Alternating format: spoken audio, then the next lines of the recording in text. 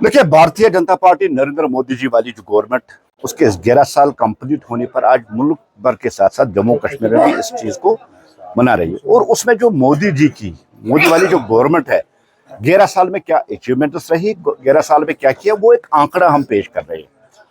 महज 10 मिनट या 5 मिनट की बाइट में या प्रेस कॉन्फ्रेंस में इन चीजों को के साथ इंसाफ नहीं किया जा सकता। लेकिन अगर आप उठा के देखेंगे कि ये 11 साल जो रही है, ये हिंदुस्तान की तरक्की और हिंदुस्तान को इंटरनेशनल लेवल पे एक ऊंचा मुकाम देने में बहुत जबरदस्त इसका रोल रहा है।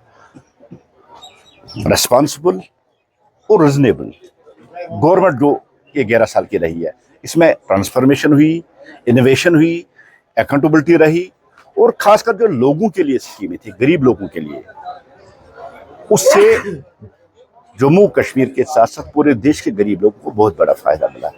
आप आवास योजना, प्रधानमंत्री आवास योजना उठा के देखिए, 3 करोड़ से ज्यादा घर बने हैं। आप आयुष्मान कार्ड देखिए, जम्मू कश्मीर में 100% आयुष्मान कार्ड है।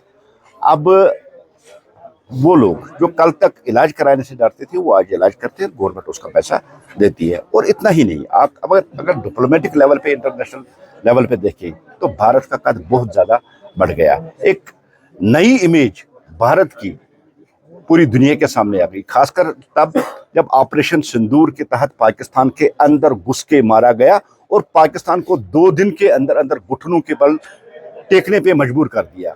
वो भारत की ताकत, वो भारत का अचूक निशाना, भारतीय फौज की वो बहादुरी, भारतीय सेना, एयरफोर्स, नेवी का जो प्रहार था पाकिस्तान पे, उसने पाकिस्तान को घुटनों के बल गिरा दिया। और पूरी दुनिया को भारत की ताकत, भारत की कमिटमेंट और भारत की पॉलिसी, जो टेररिज्म के खिलाफ नो टॉलरेंस की पॉलिसी है, दुनिया को वाज़ेह हो गई। और भारत ने पूरी दुनिया को अपनी ताकत में जब भारत एक नए रूप में आ गया है नरेंद्र मोदी जी वाली गवर्नमेंट में। पहले एयर स्ट्राइक हुई, फिर अंदर घुस के गई फौज गई, और आज तीसरी बार अंदर 100 किलोमीटर अंदर घुस के जो आतंक की बड़ी बड़ी फैक्ट्रियों को बर्बाद कर देगा, उससे भारत की इमेज बन गई। ये एक पहलू था। दूसरा पहलू था कि जो डिफेंस सेक्टर में मेक इन इंडिया के तहत भारत ने जो इनोवेशन की, भारत ने जो चीजें बनानी शुरू कर दी है। पहले हम चीजें लाते थे, आज हम इंटरनेशनल मार्केट में वो चीजें बेचते हैं।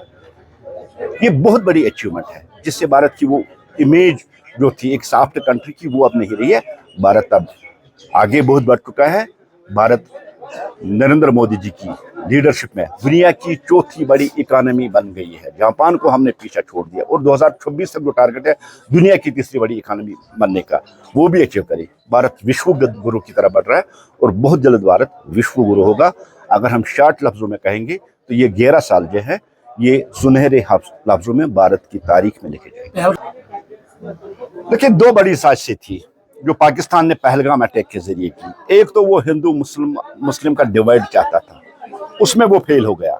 आज पूरे देश के साथ साथ कश्मीर का मुसलमान भी सड़कों पर निकला, पाकिस्तान के खिलाफ नारेबाजी की, दहशतगर्दों के खिलाफ नारेबाजी की, प्रोटेस्ट किया, हड़ताल किया। ये पाकिस्तान को बहुत बड़ा जवाब था।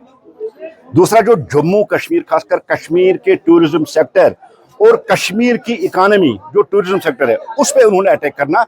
वो जम्मू कश्मीर और कश्मीर को वो पैरालाइज करना चाहते थे। लेकिन पिछले 3 दिन पहले नरेंद्र मोदी जी ने उस चीज का जवाब दे दिया, जब वंदे भारत ट्रेन जो कश्मीर को मुल्क के दूसरे हिस्सों के साथ जोड़ेगी।